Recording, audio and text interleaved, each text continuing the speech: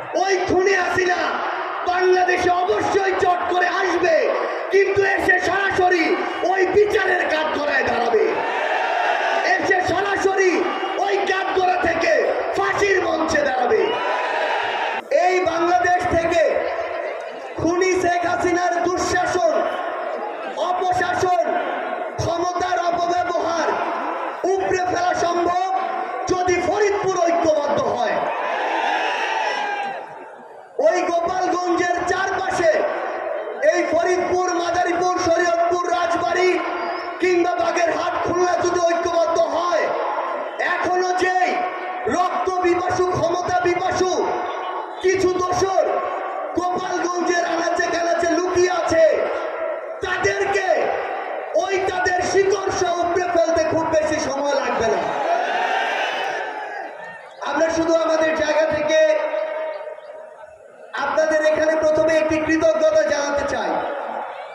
এই কৃতজ্ঞতা সে কারণেই যেই দৃপ্ত সাহস নিয়ে ওই ৩ আগস্টে জনসমুদ্র নিয়ে আপনারা পুরো বাংলাদেশকে আপনাদের জায়গায় উৎসাহ দিয়েছিলেন।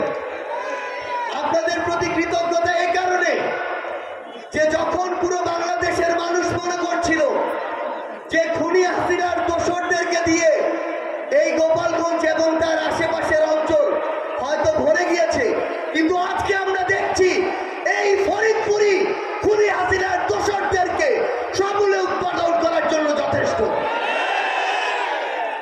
আমরা আপনাদেরকে শুধু একটি কথাই বলি, নতুন বাংলাদেশ ছাত্র জনতার, তরুণ প্রজন্মের ঐক্যবদ্ধ নেতৃত্বের এক বাংলাদেশ।